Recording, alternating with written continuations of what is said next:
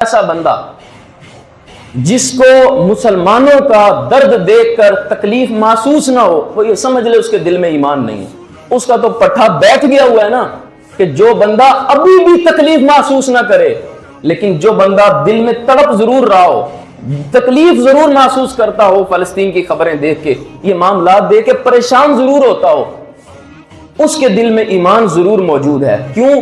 اور تو کوئی رشتہ نہیں ہے، نہ ملک کا رشتہ، نہ خاندان کا رشتہ، نہ حسب نسب، صرف ایک ہی رشتہ ہے لا الہ الا اللہ کا۔ وہ غزہ کے مسلمان ہو یا کہیں کے ہوں، ان کی تکلیف ہماری تکلیف ہے اور ہمیں محسوس ہوتی ہے یہ تکلیف۔